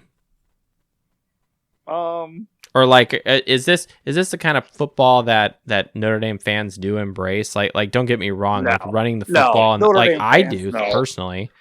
Yeah, we all like running the football, but let's be honest here: to win anything in college football, you have to score big in the passing game. You run the ball to win the game, but you have to look at the best I know with this show, that you got to score in the passing game, and you have to score a ton of points. But Notre Dame fans know good football. And yes, people, every time there's a drop pass or a drop, or we get the ball, we end up kicking a field goal or get stopped. It's like a moan, like, oh, here we go again. Well, I think that's it. I think it's the output of points, and teams that are scoring touchdowns, they're pretty balanced regarding passing touchdowns and rushing touchdowns. National champions on average per game, they're throwing about 2 to 3 passing touchdowns a game. We're not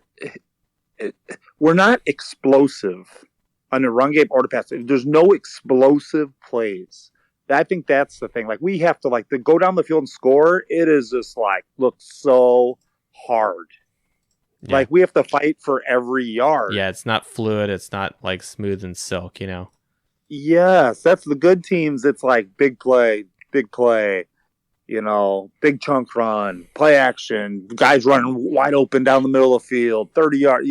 We don't do that at all.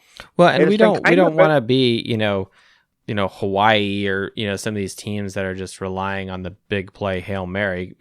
I would rather be where Notre Dame is right now with this team where they are right now. Because, let's face it, we have no evidence that shows that the current roster, and I'm with you, like you do need a deep threat, like not having like a, Kevin Stefferson kind of guy on this team right now is a problem. And everyone thought it would be Lindsey.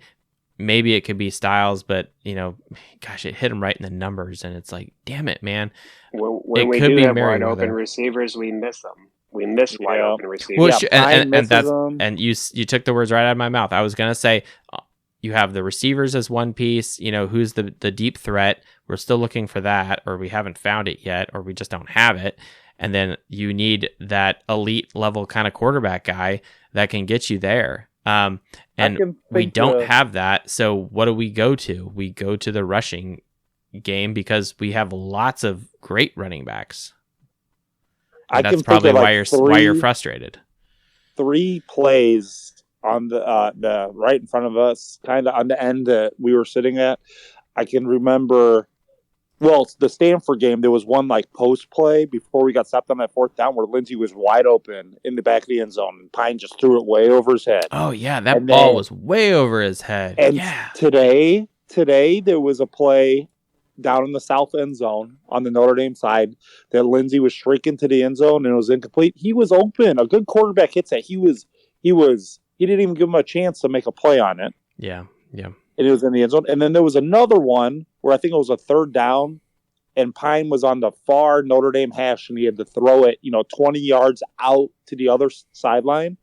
And Styles was wide open, and he would have caught the ball on the 10-yard line, but his arm, he could not get it there. Yeah. It's a mystery of what exactly is the problem. And if I want to be, look, we won the game, so I'm not going to be upset with the results of the game. I think everyone wants more and we expect more because we are Notre Dame and we want our team to be elite.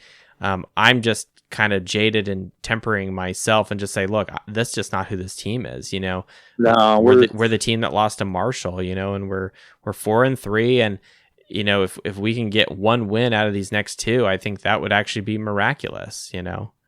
Yeah, it's when you sit there at the game, it's just not. I mean, why we lost to Marshall, like you said? Why should I expect it's going to be good football to watch? Yeah, Yeah. maybe we've been hurt twice at home already this season. So you blocked losing to two Stanford punts. Two punts, and what did that turn into? Like 6? Did we score a touchdown on one? I can't remember. It was just 6 points or 10. I mean, we had the ball midfield almost the whole game. I mean, we should have scored. I mean, it should have been 40-something at halftime. Yeah, no, that's what I said. At the rate we were going, with we could have had, I think, easily 35 points in that first quarter, easily. Yeah, yeah, and they couldn't do anything. They couldn't block us. Well, and what's really and maybe your frustration, Adam, is how many points did Notre Dame have in the third quarter? I think 0. None. Right? Exactly. 0. Yeah. Yep. Like, wow, that sucks. Like, really? Like, you guys were managing to put up 23 points in the first quarter, 7 in the second, nothing in the third, and then now all of a sudden, fourth quarter, like, we're going to get, and that is consistent, where, I mean, prior to today, Notre Dame's worst quarter was the first, but their second worst was the third. And only the scoring defense tried to let 25% of the time. The defense tried to let them back in the second half. Yeah, and we almost always do that in second halves too, where you give up some huge run or huge pass and let teams back in. Yeah, that's why I keep on saying I was like, I think we're just not well coached. But then the minute I think that, blame the coaches, we're not well coached. Here goes somebody blowing an assignment, dropping a ball, missing a tackle. And I'm like, well, what are it's everybody. Some of our linebacking play, like Bertrand was out of position again. Yes. The long run on UNLV's second drive, they go 3 plays down the field and score. And it's like, the first play, nothing too crazy. And then the second play, this huge chunk run. And it wasn't like a trick play or a pass or nothing. It was just a good read and a good block up front, and there was like no linebacker in the neighborhood. And they have a fast athlete. He runs the ball down the field, and we stop him on the 1, and then they punch it in right after that. So the big plays, the big chunk plays, and some of the missed assignments are frustrating. But I mean, we can at least be happy we did have a win. Now for anyone who was was at the game, people like Kevin or Adam, or I knew some people also that are are not participants of the podcast, but were at this game, some family, etc.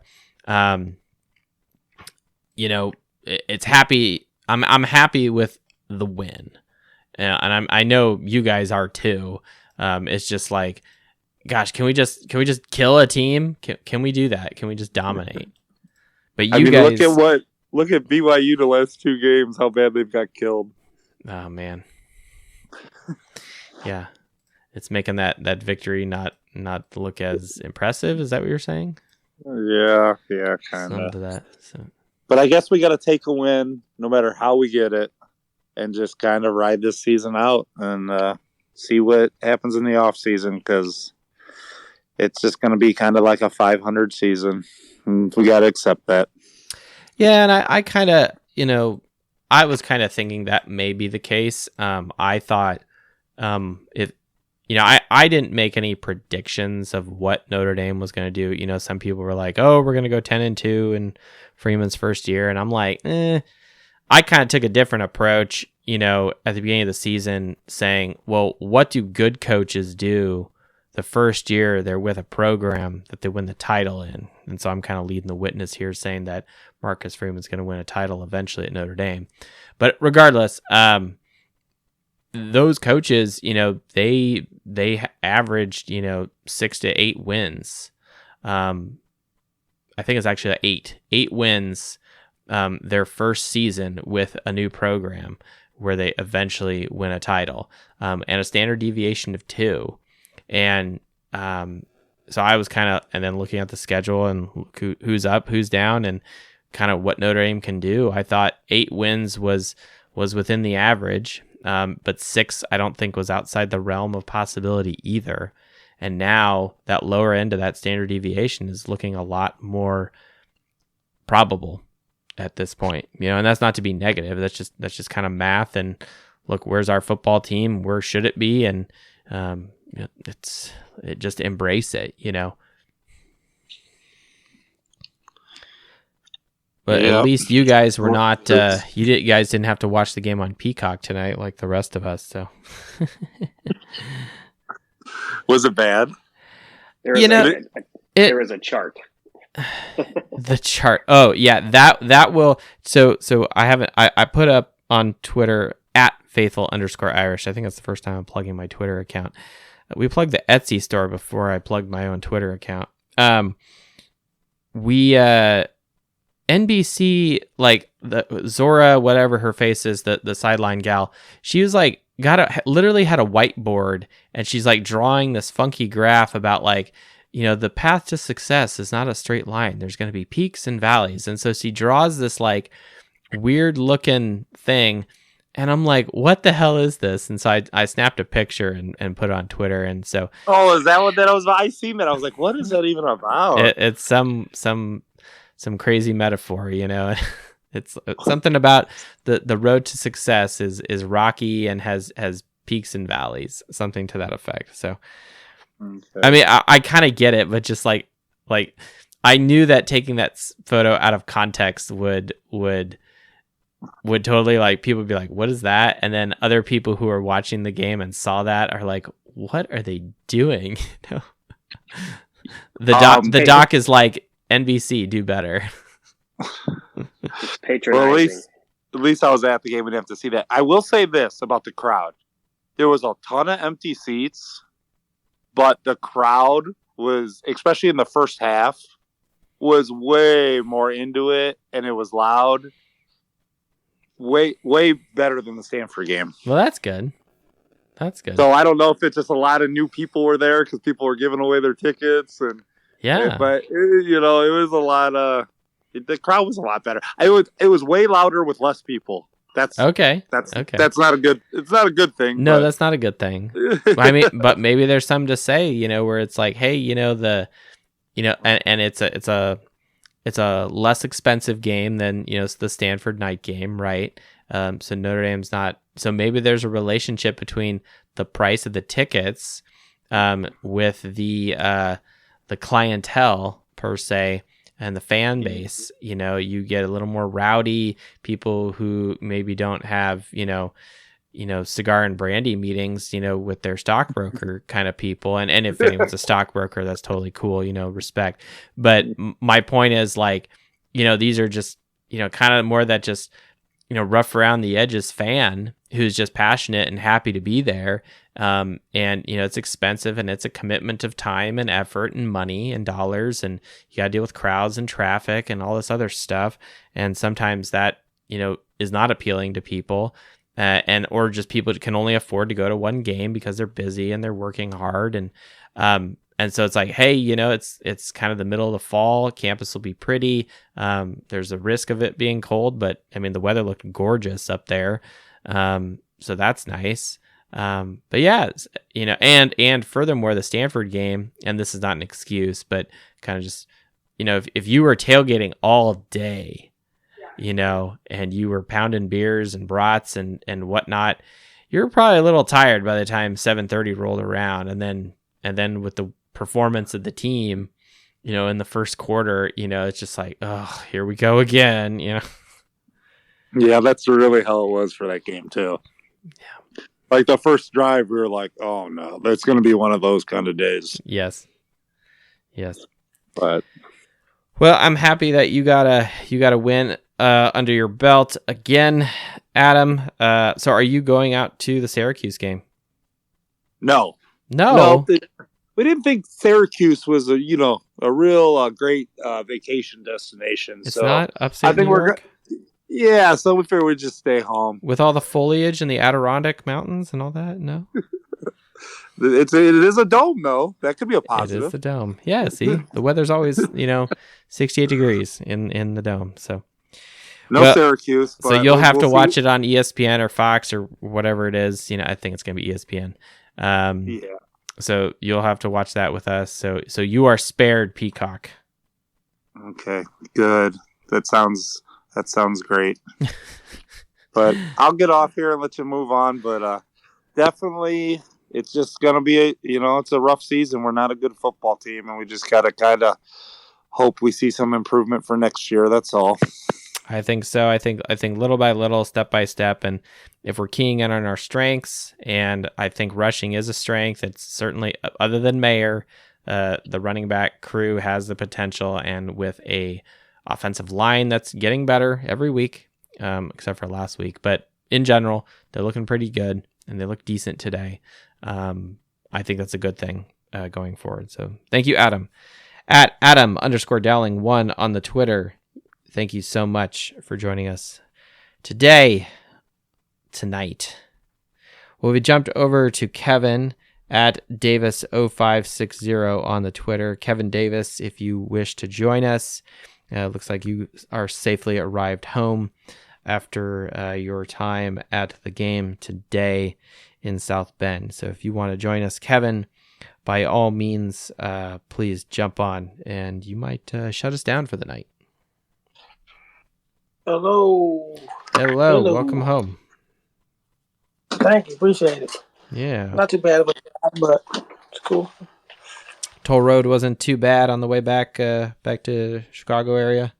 It sucked because my iPads wasn't working. Like I don't know what was going on, so I had to pay using my card for every freaking toll. Oh, that's a bummer. Yeah, it was annoying. But the game. I wasn't one of those fans that was sitting there like energized, trying to energize the crowd. As you guys know, I'm a coach, so I was sitting there analyzing everything, and I came to two things, a couple things concerning both sides of the ball.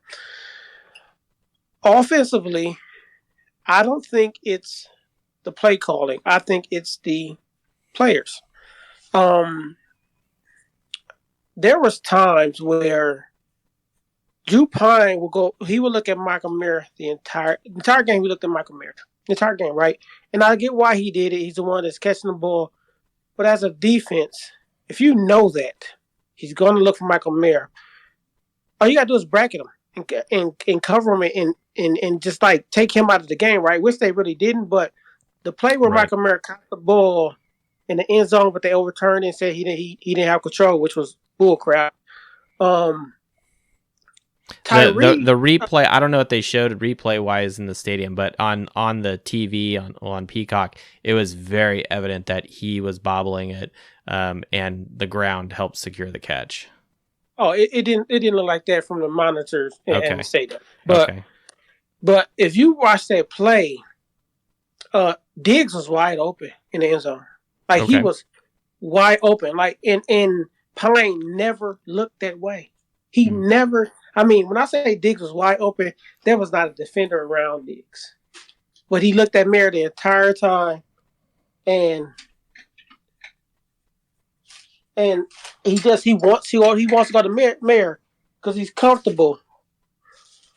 So he's comfortable with Mayer. I mean, that's somebody he's close to and comfortable. And if you're going to do that the entire time, it makes it easier on the defense. So I think that's why later in the game, you saw them going more to their ground game, right? They started pounding the ball. Yes. Because that it's like and then that targeting call, I think that roughed him up a little bit too. Like, I mean, they didn't call it, but he was definitely targeting. Oh yeah, he was definitely shaken up on that. He was slow to get up, kind of, and then one of his players comes up and smacks him upside the head. It's like, what are you doing? He just got drilled in the head. Don't smack him in the head too, And it was clear target, and you could tell they weren't comfortable with Angeli in there because they didn't try to do anything when he was in there. So it's like just stand there, and then the tight end will take the snap, not you.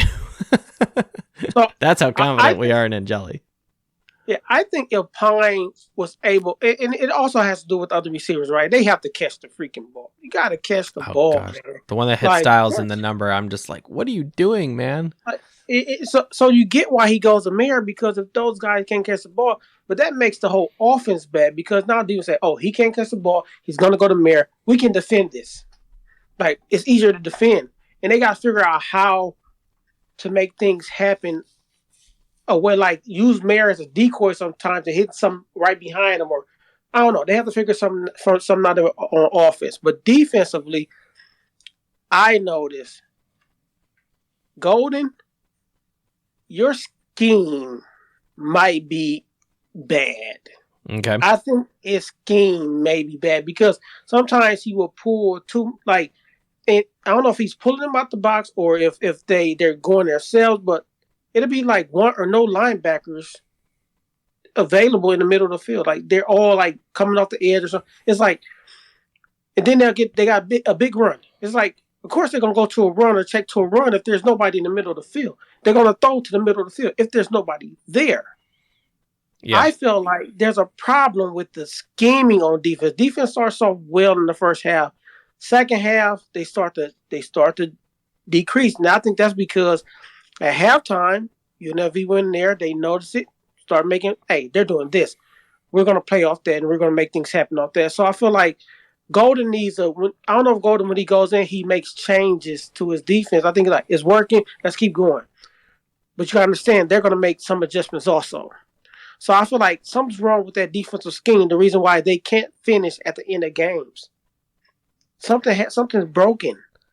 Yeah, the linebackers, like, if our linebackers are just out of the picture, it's never going to work out well. And that's kind of a throwaway comment, obviously, but it's been especially true with this team, where if you guys don't have guys with, sound assignment football, or Golden is calling, these crazy blitzes where both linebackers are blitzing, and now you're leaving this wide open, hole in the middle of the field, and someone makes a good step or a good read, and either a dump pass or a talented athlete, he gets to the edge or gets through the hole, whatever it is, man, there's just nothing but grass in front of him, and it's a big gain for Notre Dame's opponent. It just seemed like when they were sending those linebackers, they were in a zone defense. It's like, no, if you're going to send all your linebackers, you got to go man. You can't go zone and give up certain reads, certain short passes in the middle of the field. You have to man up and take that inside route away or take those routes away. Yeah. It's like they go zone. It's like, that's dumb. It makes no sense to go zone. But I don't know. That's just the coach in me that just looks at it was great looking at it from a high view, and I love looking at film. So seeing it from the high view and seeing everything, I enjoyed that part of it. I mean, it was a good game. Could have been better. Should have been blew them out by 50 or more. 60. Yeah, I think we could have had 50. We should have had 50, 60 points. I agree. So I mean, good that we won. I don't see us. These last few games are going to be rough if we don't make some changes. I mean, I agree. It's going to be rough. I agree. We'll have lots to talk about in those post-game shows as well. So you said you were in the I assume you were in the upper section, because you said you were up high. Yeah, I was in the upper section, yeah. Okay. Now, were you like in one of the corners or in the end zones, or were you kind of along the sideline there? Midfield. So I was pretty much in midfield in that area. Oh, there you go. The student section has to be like, come on, you guys have to fill up that area. Come on. No, they just crowd together. They all just... Like, guy, it shouldn't have been that much. It shouldn't have been that much space over there. Come on. I remember when I was a student, like you get, at least at the time, like you get like an assigned seat ish, at least by section. But we always just like crammed together, in a couple of rows, and way too many people were in one area, and like they're not really like ushers aren't really checking seats and tickets, in the students, at least when I was there, that's not how it was. But, they tend to kind of crowd together, or they just kind of, I don't know, like, let me ask this question. Were the students doing the wave again? That was so annoying. Are they doing it still? Annoying. Yes. God bless America. They're doing it while a play is happening, right? We have the ball. We're running the play, and you guys are doing the wave. Yeah. What are you doing? I have gone on this rant many times, and I'm glad I wasn't there to witness it. But the wave is starting with the students. Absolutely. And that tells me that there's a problem with the culture of the student body, that they're just there for a social kind of thing. And Absolutely. look, they're not running podcasts and hardcore and whatnot like people contributing to this show, right? Or diehard super fans, I'm sure there's some students that are like that, but there needs to be, some sort of like seriously, like if they do pep rallies still on campus, the players need to tell the students, get up there and say, don't do the wave. We don't want you doing that. We want you to be shouting and yelling. Okay. We do not want you to do the wave. The only time it's like really quote unquote okay to do the wave is if we are killing them by 40 points and it's like the fourth quarter. Yeah. The game is in doubt. But like when I was at the Cal game, they were trying to do it in the second quarter, and it was like a one possession game. I'm like, what the hell are you doing? It's so annoying. It's so annoying. Yeah. So that to me shows the lack of killer instinct by the student body, so And they don't stop it. Like they just keep doing it. Like well, shame on any of the fans that like participate, and it's like no, it's not okay. Oh, I want to say I did not participate. That's good. Yeah, I did not either, and I kind of tell people around me, please don't do it. It bothers me, Yeah, it's very annoying. Yeah, no, they got the wave going on. That's annoying. They need to stop that. I don't think Notre Dame did followed my suggestion regarding, changing up the music ahead of time. I don't know if anyone saw that. I suggested to 5 Foot Nothing Pod to have a different remix per se, shipping up to Boston, and that's kind of how we started the show tonight. So if anyone's coming on late live, you'll hear that on the podcast version that should be released maybe late tonight or early tomorrow morning, depending on how productive, quote unquote, I am tonight in my post-production publication. But yeah, so Kevin, you were there, and I appreciate you being there, giving us kind of the live in-game approach. Now, fortunately, with the game being on Peacock, it's probably available to go back. Now, what was annoying for all of us who had to watch it on Peacock is the app crashed on me 3 times. And what's really bizarre is I have Xfinity. And so since like NBC and Xfinity are all kind of like under the same hat, the fact that the app is crashing on its own like network is really, really problematic. So I had to restart the app 4 times, which was bizarre. Or is it because the app is overloaded because all these Notre Dame people are watching it? Who knows? But they got to figure that out. Well, Kevin, any other thoughts here? My battery is about to die here. We're about 5% left. I did not charge it during the game. Any other thoughts you have? Is this the last game I assume you're going to go to this season? Yeah, it's probably, yeah. I'm hoping we can get to 6-6, or we can break even this year, but we'll see. I don't know if it's going to happen. I would love for Notre Dame to go 6-6. Definitely get wins over Navy and Boston College. The other 3 opponents, obviously, would love to have wins there, but realistically, and that's what we do on this podcast with data, we're talking about numbers and facts, and we're breaking down and we're providing some constructive criticism of how we want this team to get better. Maybe it just doesn't look like it's in the cards this season, and it's not okay, but it is kind of where we are right now. It is reality. Great. Well, Kevin, thanks so much. We're going to see if we can jump over to Brett here real quick. Brett Westoven, if you wish to speak, you're going to shut us down tonight with 4% battery life. Your host will end the show. Brett Westhoven, you've been invited to speak on the Fighting Irish Faithful show. If not, we will just shut her down and take the victory and watch some evening football. Well, Brett's not going to jump on. That's fine. He just wants to listen. That's cool.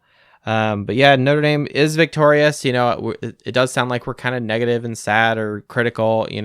We want Notre Dame to crush weaker opponents, especially, someone from the Mountain West in UNLV, a team with inferior talent, a team that has a 107th ranked strength of schedule and was ranked 115 in Sagarin coming into this game with a four-year recruiting average of 87.5. So clearly Notre Dame should dominate, and that does not happen. So, well, thank you everyone for joining us tonight. Wookie, Hockey Dude, Ivan, brother of Hockey Dude, I believe, Justin Cates, Holsum35, Adam Dowling 1, and Davis0560. I am at Faithful_Irish on Twitter. This is the Fighting Irish Faithful Show. This was episode 18 of season 3. Thank you everyone for joining us tonight.